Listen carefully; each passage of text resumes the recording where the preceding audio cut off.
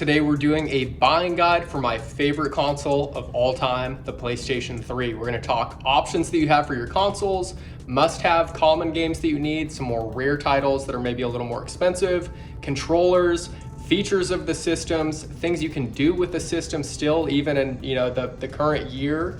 This is everything you need to know about getting a PS3 before you scoop one up. Stay tuned, this is gonna be a good one. Luckily with the PS3, you have a fair amount of console options. You have the OG, the FAT system, the original model that came out in 2006.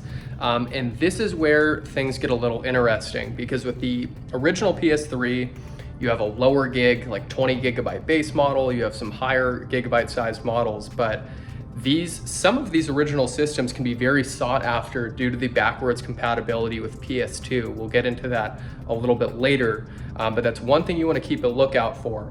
Another thing you want to keep an eye out for with the original FAT launch systems is the yellow light of death. The rate of console failures with these older models is significantly higher than the other models, but you can always put some more, you can always open it up, put some new thermal paste on and hopefully get some more life out of the system. But with the older systems, you're definitely rolling the dice a bit. I highly recommend going with the Slim. The Slim that came out in 2009 is probably my favorite version of the PS3. I think it looks great.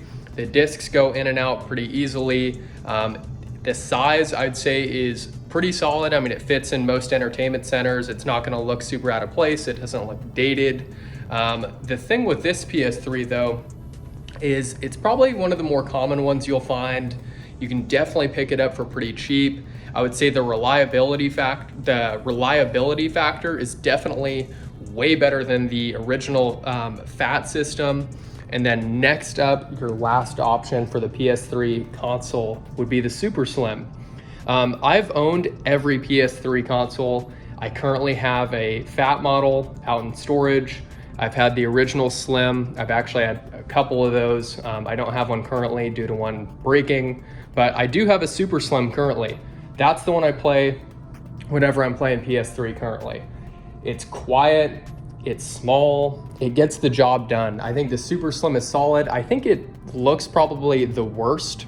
Personally, that's just my taste. I think the Super Slim looks the worst out of all three variants, but with it coming out in 2012, I believe my model, it says on the back, was produced in 2013, is definitely going to be the newest of the bunch. So reliability wise, you might want to go with the Super Slim. Aesthetically, I think the Slim from 09 looks the best, but that's just me. So now we're going to be talking games. So all of these games right here are pretty affordable. You could definitely find all of these, I'd say $10 or under. I mean, maybe 15 at the absolute max. First up, we have The Last of Us. This is where the series got its start. I think the game still looks absolutely incredible on the PS3. I would say that this game probably pushed the PS3 graphically to its absolute limits. The cell processor that's in the PS3 I know was a little bit hard to program for and make games for in the beginning, but this game showcased the PS3 and pushed it to its absolute limits. I still recommend playing this on a PS3. You could scoop this up for easily $10. Red Dead Redemption. Red Dead, amazing game as you know. If you haven't played it, great way to play it is on the PS3 or the 360 as it was a cross-platform game. They recently just dropped this on PS4 and Switch, but if you can get it for the cheap on your new PS3, then might as well. As far as I know, there's no major differences in that new release. So you're still gonna have trophies. It is gonna be 720p, which I know some people are like, oh my God, 720p. But I mean, hey man, it's a great game. I think it still looks solid. You can definitely get this for around $10 on PS3. Another must-have game right here is GTA 4. I know this game graphically has not aged the best. I know a lot of people don't like the kind of grayish, brownish filter from this era of games, but GTA 4, great game. Also cross-platform. You could get this on the PS3 or 360. Easily under $10 for this. Motorstorm. This was another graphical showcase at the time for PS3. Really fun racing game. Highly recommend it. Should definitely have it in your PS3 collection, and it's a really, really cheap game. The Killzone series. Killzone 2, Killzone 3. Unfortunately, you cannot play these online anymore, but you can still play the story. Killzone 2 I like a little bit better, but Killzone 3 was another graphical showcase for the PS3. The Uncharted series, I know you can play the Nathan Drake collection on PS4, which is essentially just a HD remake of all of these, but you can easily pick these up for about $5 or $10 a pop on the PS3. Highly recommend it. They still look great and play great. Metal Gear Solid 4, Guns of the Patriots. This game is actually stuck on the PS3. Another game that you can easily pick up for less than $10, and it's stuck on the PS3. This is the only way you can play it. So yeah, I mean, this alone back in the day was a system seller. Definitely worth getting Metal Gear Solid 4.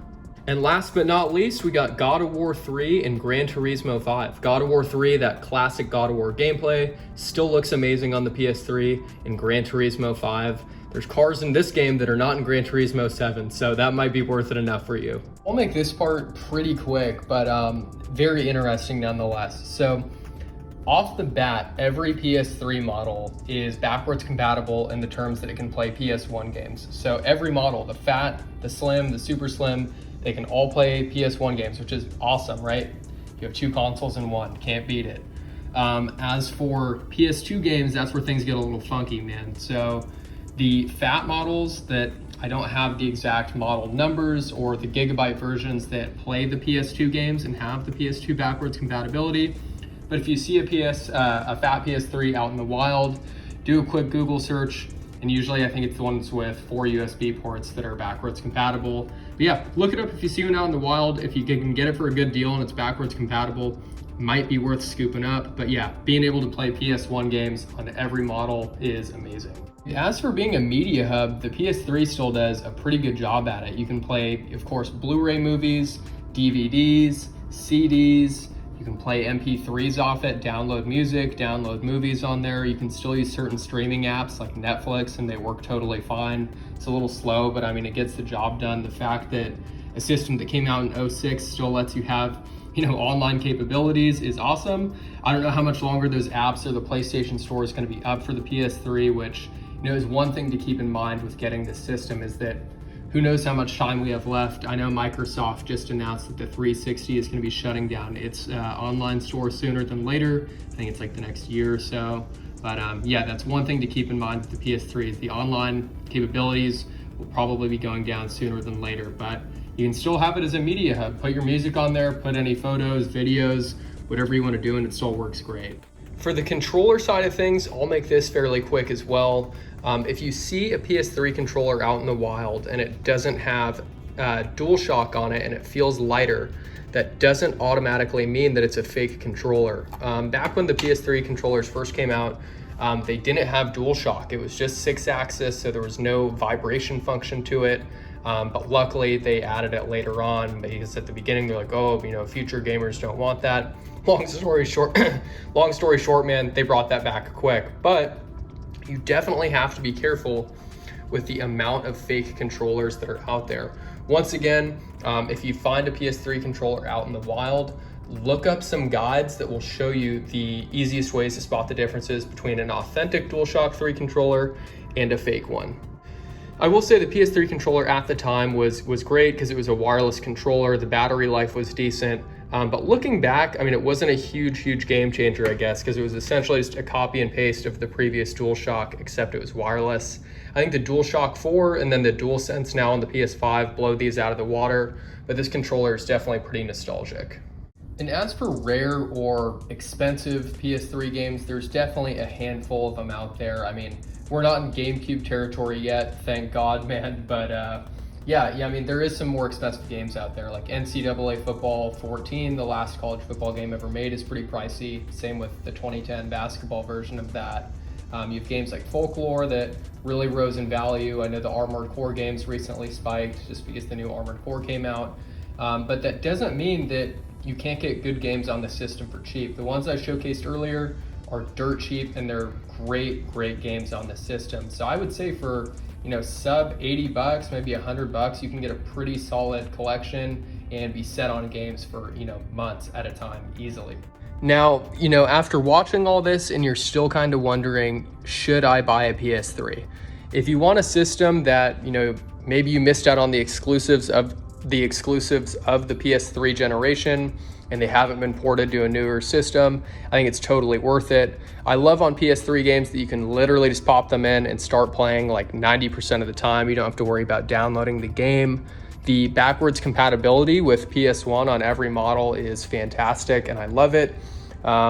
Also, I'm super nostalgic and biased. This is my favorite console of all time, but ultimately I think it's worth scooping up if you can get one for a good deal.